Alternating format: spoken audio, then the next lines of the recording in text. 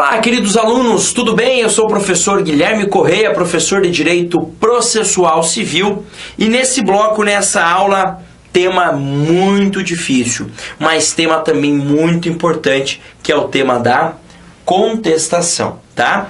Se você der uma lida no código, é um tema longo, né? É um tema que ele passa aí por 7, 8 artigos do código, mais especificamente, mas a gente vai focar naquilo que é mais importante e alguns dispositivos mais relevantes que são de simples leitura. Eu digo, dá uma lidinha em casa para complementar o seu estudo, tá? Então a contestação, assim como já era no código antigo, ela continua sendo também no CPC de 2015 a defesa por excelência do réu. Por quê? Porque no CPC antigo o réu tinha uma das hipóteses de defesa à contestação, agora não mais. Agora a contestação é a única defesa que o réu tem no processo. Ah, professor, mas ele tem reconvenção. Não é defesa. Reconvenção é um contra-ataque. Contestação, sim, é o meio que ele pode se valer para se defender dentro do processo. Agora, cuidado. Professor, que tipo de defesa que esse réu pode apresentar na sua contestação? Vamos lá. Todas. O réu, quando se defende, ele pode apresentar preliminares de mérito. O que são preliminares de mérito? Matérias do artigo 337.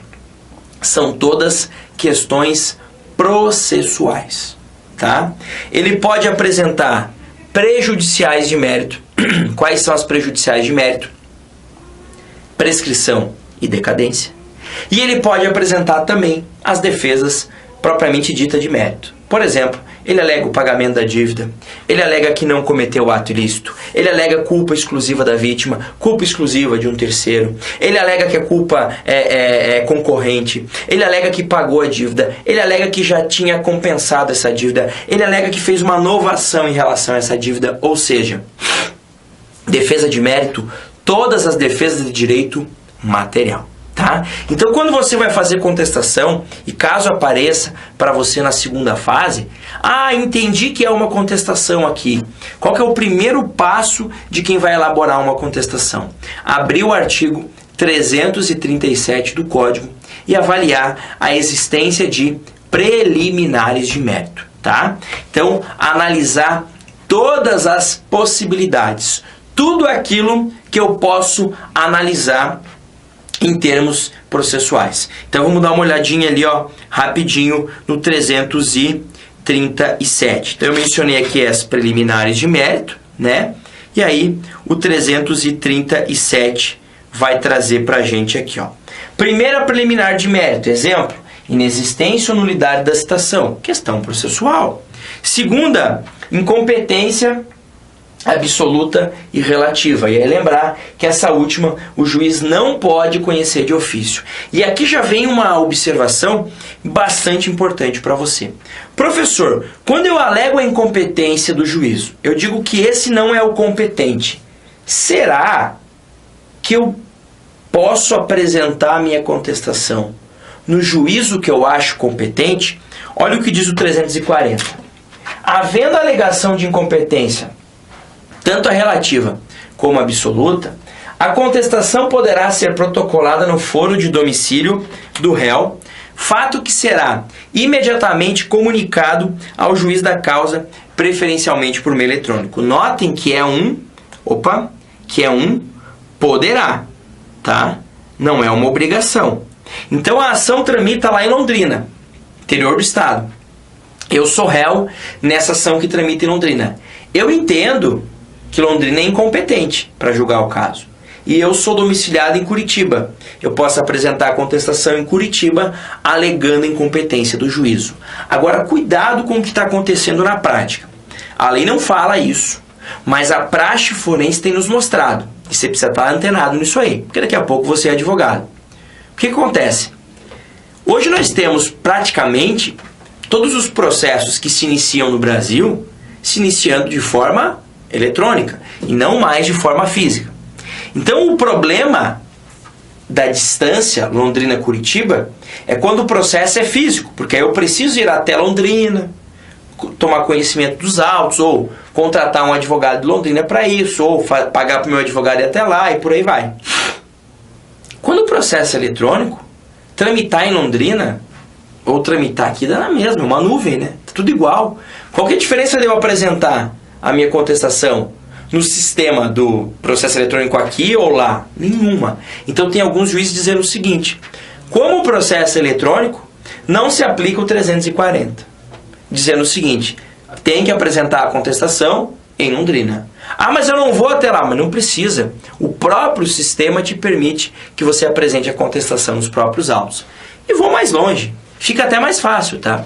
Porque no processo eletrônico você já tem um sistema em que você abre esse sistema e clica lá, contestar, apresentar contestação. É mais fácil fazer isso do que ter que distribuir uma contestação para um novo juízo aqui de Curitiba para ele informar Londrina. É muito mais complicado. Mas essa regra do 340, ela existe, você precisa conhecer, mas claro que ela é muito mais importante para os processos que tramitam de forma física. Como no Brasil hoje a gente ainda tem uma tramitação física, tem relevância esse dispositivo ainda. Mas muito em breve, quando todos os processos já forem eletrônicos, esse dispositivo vai perder muito da sua importância. Beleza? Tranquilo? E aí, só para a gente concluir essas alegações aqui, né? Olha o que diz lá o parágrafo 1º. Então, se eu apresentar a minha contestação em outra localidade, conforme eu disse para você, tá? Olha o que a lei diz. A contestação será submetida a livre distribuição ou, se o réu houver sido citado por meio de carta precatória, juntada aos autos dessa carta, seguindo-se a sua imediata remessa para o juízo da causa. Quer dizer o quê? Apresentei a contestação em Curitiba, eles mandam para Londrina. Ponto. É isso que você precisa entender. Não vai tramitar o processo aqui, o processo está lá. Ele só me deu a facilidade de apresentar a minha defesa aqui, tá? Seguindo. Reconhecida a competência do foro indicado pelo réu, eu disse que Curitiba é o competente, não Londrina. Se ele reconhecer que sim, é Curitiba, o juízo para o qual for distribuída a contestação ou a carta precatória será o prevento. Ah, apresentei minha contestação em Curitiba, distribuiu, caiu na terceira vara civil. Terceira vara civil enviou para Londrina.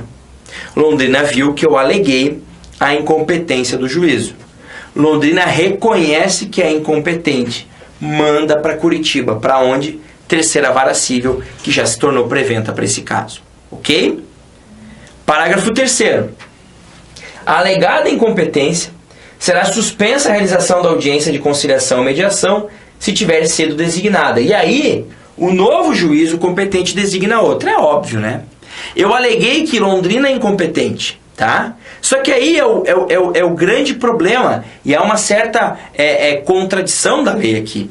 Pelo seguinte, ele está dizendo o seguinte: a alegada incompetência dos termos do cargo será suspensa a realização da audiência de conciliação ou mediação se tiver sido designada.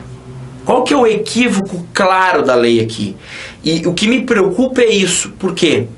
Na prova, eles vão te cobrar o que está na lei. Só que na prática isso nunca vai acontecer. Porque a contestação vem depois dessa audiência. Isso só vai acontecer se o réu citado de cara contestou, sem sequer esperar a realização da audiência. O que não é muito comum de acontecer. Mas, caso aconteça, ele alegou, por exemplo, Londrina é incompetente. Estava marcada uma audiência já para Londrina que não tinha ocorrido ainda. Suspende-se, cancela-se aquela audiência, define-se a competência. Definiu que é Curitiba, Curitiba vai marcar uma nova audiência de conciliação, mesmo já tendo sido apresentada a contestação. Por isso que eu digo que a situação é bastante incoerente. Por quê?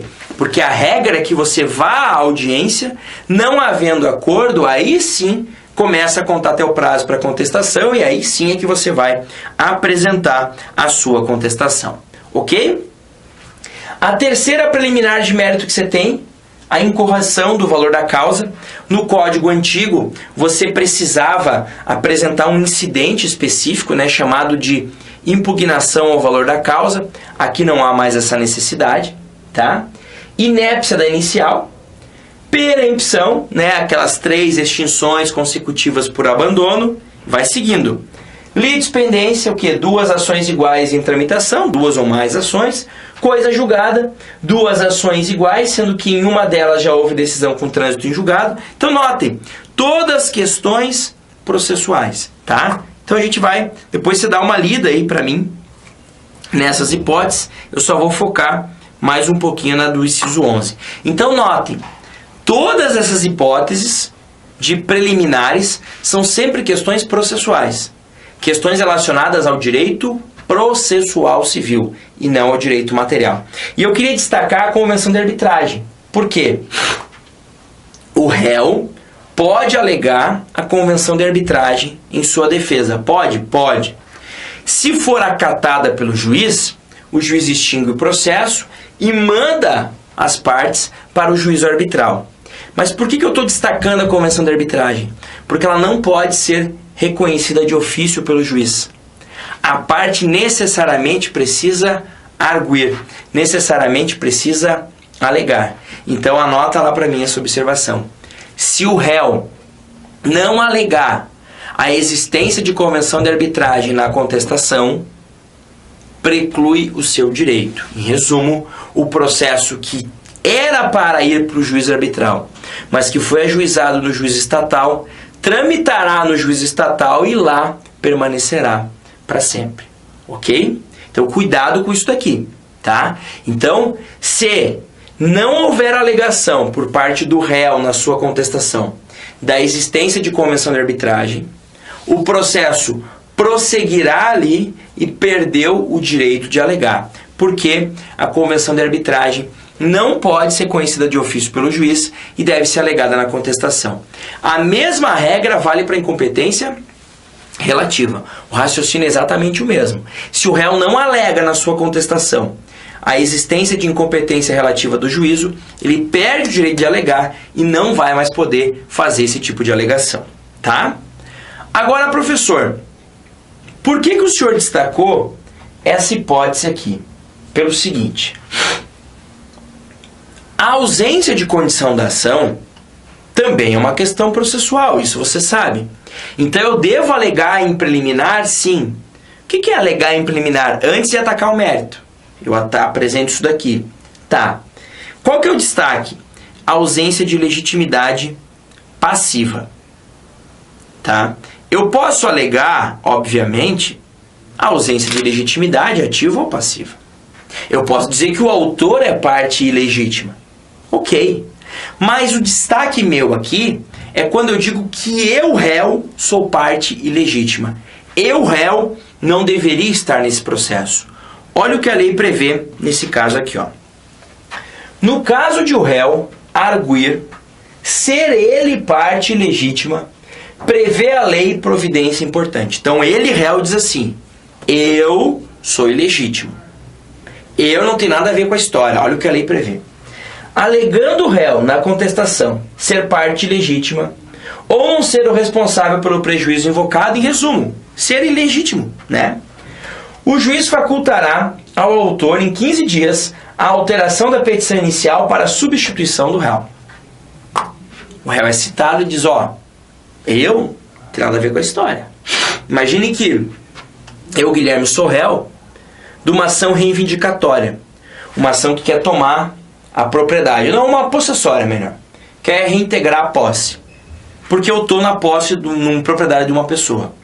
Só que eu sou o caseiro dessa área, eu não tenho nada a ver com isso, eu estou aqui porque alguém me pagou para ficar aqui, tá bom, mas eu sou citado para devolver a posse.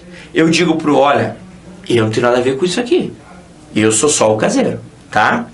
O autor é intimado para quê? Para substituir, tirar o caseiro e colocar o proprietário o meu chefe, digamos assim, que é o possuidor de fato daquela área, tá? Caso haja a substituição, o autor reembolsará as despesas e pagará os honorários ao procurador do réu excluído. Serão fixados entre 3% e 5%. Em resumo, é um incentivo para que se corrija o polo passivo da demanda. Eu estou dizendo que eu não devo ser o réu do negócio. Estou te avisando, autor. Se você me tirar agora da parada, honorários de 3 a 5. Se você não me tirar agora, o processo vai seguir. E lá no final você vai perder, se de fato eu for ilegítimo, e vai ser de 10 a 20. É pior. Então eu estou te incentivando a corrigir, tá? Pode ser ainda que o autor opte por não substituir o réu, mas apenas incluir aquele indicado como litisconsorte passivo. Agora, eu como réu, tenho o dever de indicar o réu certo? Tenho, se eu souber quem é. Olha o que diz a lei.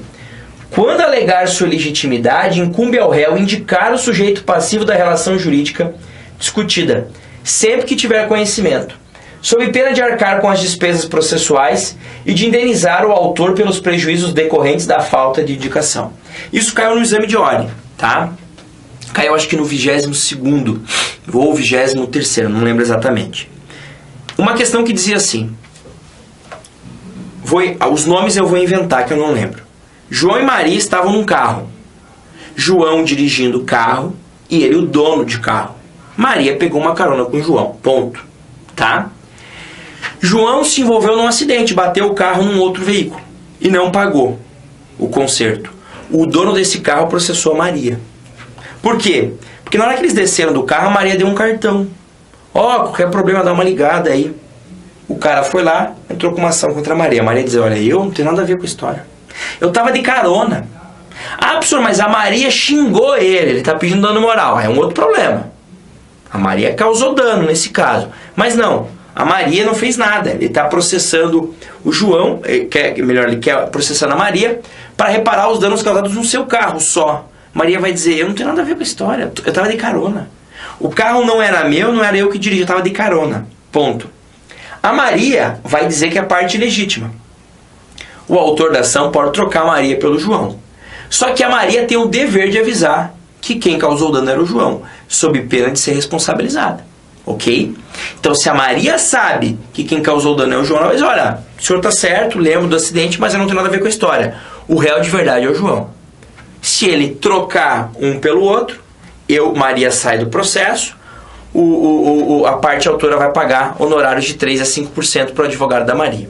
Se ele quiser continuar contra os dois, paciência. Só que lá no final, excluindo-se Maria, aí os honorários são maiores, né? De 10% a 20%, uma condenação normal em honorários de advogado. Tá? Então, o que o novo CPC fez foi trazer aquela intervenção de terceiros chamada nomeação-autoria para dentro do procedimento da contestação. Ou seja, você não precisa mais nomear a autoria. Basta na sua contestação você dizer que você não é a parte legítima e indicar o responsável. Se você souber quem é o responsável e não indicar, você pode reparar os danos causados nessa situação. Ok? Tranquilo? E aí, para a gente já ir finalizando sobre a contestação, eu queria falar sobre dois aspectos. O primeiro deles, o ônus da impugnação específica ou o ônus da impugnação especificada dos fatos. Olha o que diz o 341. Incumbe também ao réu manifestar-se precisamente sobre as alegações de fato constantes da inicial, presumindo-se verdadeiras as não impugnadas, tá?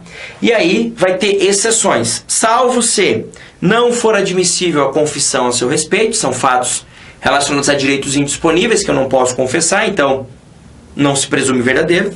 A petição inicial não estiver acompanhada de instrumento que a lei considera a substância do ato, e estiver em contradição com a defesa considerada em seu conjunto, tá? Essa parte é menos importante porque quando a gente trabalhar com revelia, a gente vai falar um pouquinho sobre isso. Mas o que eu quero que você entenda aqui é o seguinte.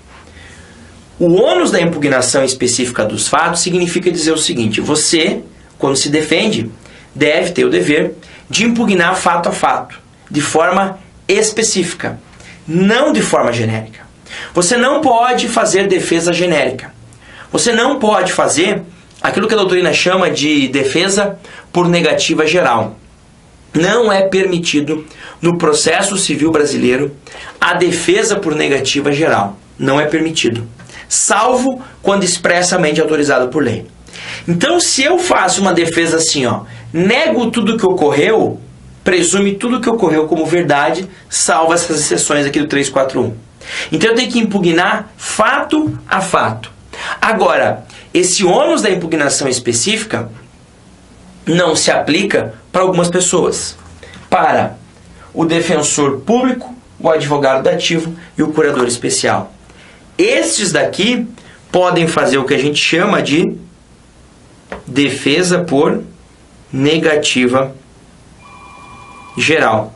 O cara faz uma contestação de 2 linhas, dizendo assim: negam-se todos os fatos articulados na petição inicial. E por que ele faz isso? Quando ele faz isso, ele joga o ônus da prova inteiro para o autor. O autor tem que provar tudo aquilo ocorreu, porque não se presumiu nada verdadeiro, tá? Então, cuidado. Regra é impugnar fato a fato. Regra é fato não impugnado, fato presumido verdadeiro, tá?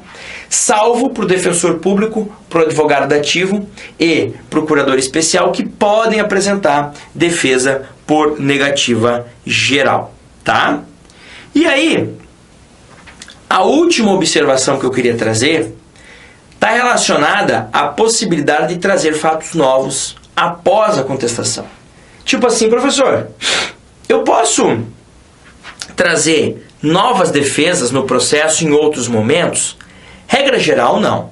Regra geral, vigora no direito processual civil brasileiro a seguinte questão: o princípio da eventualidade ou o princípio da concentração das defesas. O que isso quer dizer?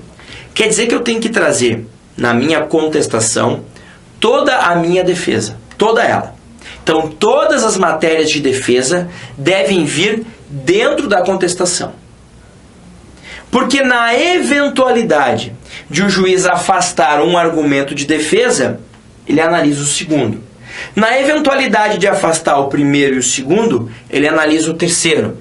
Na eventualidade de afastar o primeiro, o segundo e o terceiro, ele analisa o quarto que eu trouxe. Por isso que é concentração das defesas. Então, todas as minhas matérias de defesas eu trago para dentro da contestação, tá? Agora, posso trazer defesas em outros momentos? Posso, desde que a lei autorize. E a lei autoriza quando? Olha lá. Relativas a fatos ou direito superveniente, algo que ocorreu depois. Competir ao juízo conhecer de ofício, sejam então matérias de ordem pública, tá? E, por expressa autorização legal, puderem ser formuladas em qualquer tempo e grau de jurisdição. Acaba se confundindo isso daqui, tá? Por exemplo, o impedimento. O impedimento eu nem trago na contestação. Eu trago em petição específica. Quando? Em qualquer momento. A incompetência absoluta eu trago aonde? Na contestação, mas posso trazer em qualquer outro momento, tá? E para fechar de verdade agora, professor, não existe mais exceção de incompetência relativa? Não. A incompetência relativa dentro da própria contestação. Não existe mais exceção de impedimento e de suspeição? Não. Mas aqui cuidado. O impedimento e a suspeição eu vou arguir, eu vou alegar por meio de petição específica, não é dentro da contestação, tá? É uma petição específica que eu alego só o impedimento ou a suspeição, tá? E agora de verdade, fechar de verdade mesmo. Professor, meu prazo de contestação é 15 dias, certo? Certo. Começa a contar esses 15 dias quando? Existem várias regrinhas sobre essa contagem, mas eu quero que você lembre de 2 que são as mais importantes. Primeira delas, frustrada a audiência de conciliação ou mediação, dia útil seguinte começa a contagem do prazo, tá? Então a audiência foi realizada hoje, quarta-feira. Não teve acordo, quinta-feira começa meu prazo. Agora cuidado, não teve acordo na audiência de hoje, quarta. O conciliador marcou uma sessão para sexta.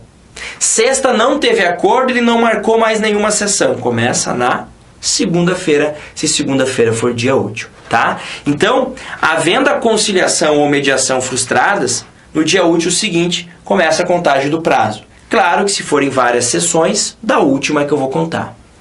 E a segunda regrinha importante é a seguinte. Autor disse na inicial que não quer conciliação ou mediação. Réu vem e diz, não quero também, e protocola a petição. No dia útil seguinte começa o prazo dele. E detalhe, se forem 4 réus, o prazo de cada um começa a contar a partir da data do respectivo protocolo. Então eu protocolei minha petição hoje, dizendo que não quero audiência. Amanhã começa meu prazo. O outro réu protocolou na segunda-feira que vem.